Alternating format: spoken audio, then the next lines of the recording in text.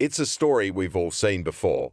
A fighter, a big star, and a promoter parting ways with more than a few sharp words exchanged.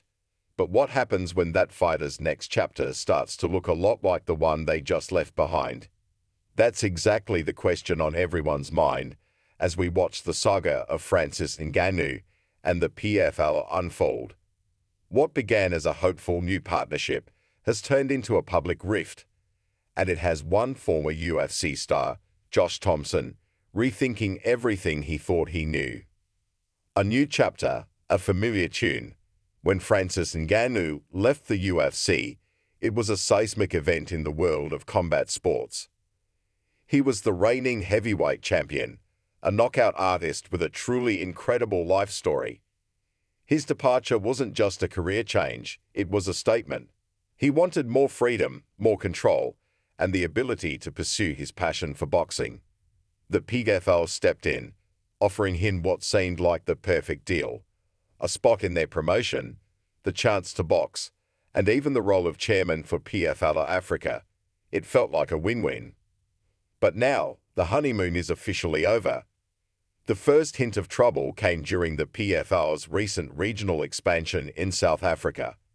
As the chairman of PFL Africa, you'd expect Ngannou to be front and center. But he wasn't. He was a no-show for both events, and PFL founder Don Davis didn't mince words, expressing his disappointment publicly. Ngannou, for his part, later explained his absence on the Ariel Helwani show. He wasn't just busy, he was frustrated.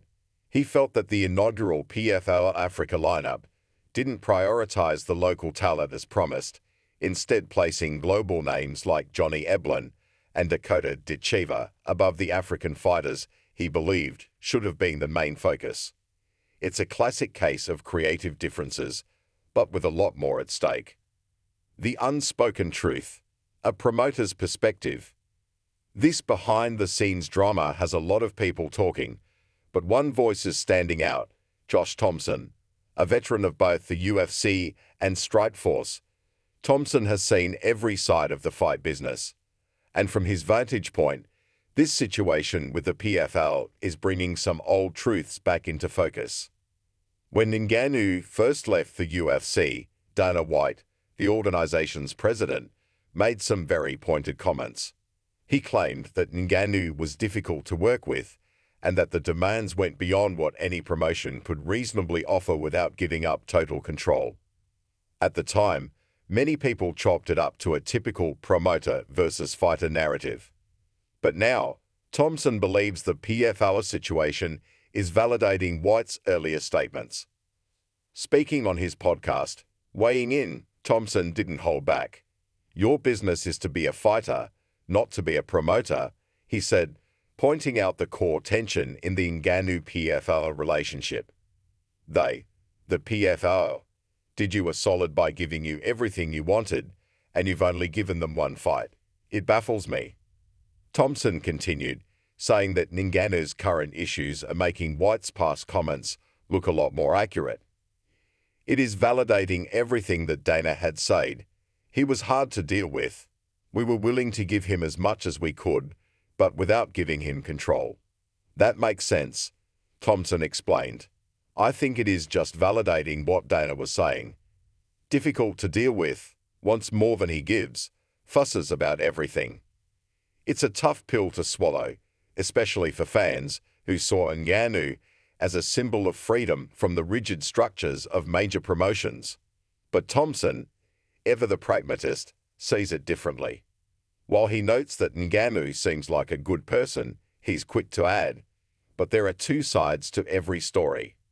The future is uncertain. So, what does this mean for Ngannou's fighting career? The uncertainty surrounding his PFL relationship is made even more complicated by the fact that he doesn't seem to be in a hurry to get back in the cage. In his conversation with Ariel Helwani, Ngannou shared some news that will disappoint many fans. He doesn't expect to fight for the PFL this year.